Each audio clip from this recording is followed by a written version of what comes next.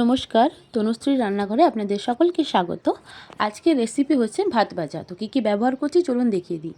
এখানে ভাত, গাজর কুচোনো, রসুন, লঙ্কা, ক্যাপসিকাম, ফুলকপি, টমেটো, পেঁয়াজ আর দুটো ডিম আর ম্যাগি মশলা ব্যবহার করছি। সব কিছুকে কিন্তু আমি ছোটো ছোটো একদম কুচোনোভাবে কেটে নিয়েছি।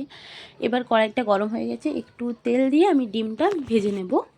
ডিমটা আগেই ভেজে রেখে দিচ্ছি। তো ডিমটাকে খুব একটা বেশি ভাজবো না কিন্তু, হ্যাঁ, আপনারা দেখতেই পাবেন একদম হালকা ভাজবো। তো ডিমটাকে একটু ভেজে নিই। আর এই যে ভাতটা আমি ব্যবহার করেছি, এটা কিন্তু আমার সকালের ভাত বেঁচে গিয়েছিল, সেই ভাতটাকে আমি ব্যবহার করেছি। তো আপনারাও চাইলে যদি বাড়িতে ভাত বেঁচে যাচ্ছে তো নষ্ট না করে এরকমভাবে কিন্তু এটাকে বানাতে পারেন। খেতেও অসাধারণ লাগে আর জিনিসটাও নষ্ট হয় না।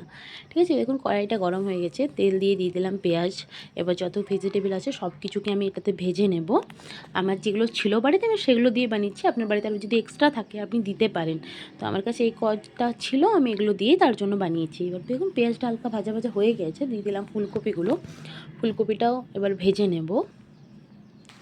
তো ফুলকপিটাও হালকা কালার চলে এসছে। এবার আমি গাজরটা দিয়ে দিচ্ছি আর দিয়ে দেব লঙ্কা। গাজর আর লঙ্কাটা দিয়ে একটু ভেজে নেব। জাস্ট একটু ভাজা হয়ে গেলে তারপরে কিন্তু এবার ক্যাপসিকামটা দিয়ে দিচ্ছি। কারণ সব কিছু কিন্তু দেখুন একদম ছোটো ছোটোভাবে কাটা আছে, যাতে খুব ভালোভাবে সেদ্ধ হয়ে যায় আর খুব তাড়াতাড়ির মধ্যে হয়ে যায়, যাতে খুব একটা টাইম না লাগে। কারণ এটা বানাতে খুব একটা টাইম লাগে না, মানে যদি খুব খিদে পেয়েছে খুব চটজলদি এটা হয়ে যায়। এবার দিয়ে দিলাম আমি রসুন। রসুনটা আমি সবার লাস্টে ব্যবহার করেছি যাতে তার স্মেলটা থাকে। আর দিয়ে দিলাম টমেটো। এবার এটা দিয়ে ভেজে নিচ্ছি।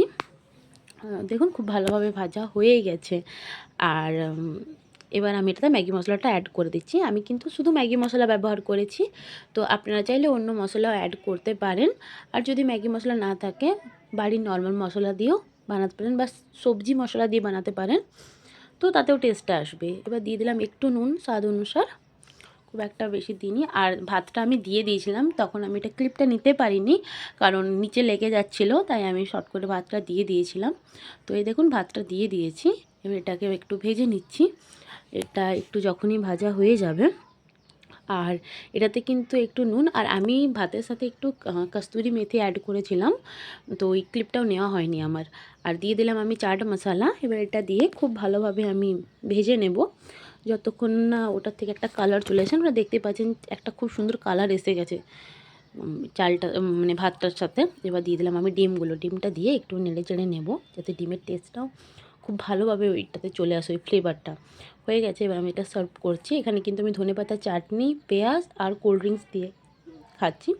আপনারা চাইলে অন্য কিছু অ্যাড করতে পারেন। তো একবার এরকমভাবে বানিয়ে দেখুন আর আমাকে কমেন্টে জানান কেমন হয়েছে খেতে। দেখা হচ্ছে অন্য কোনো একটা ভিডিওতে। তো ধন্যবাদ।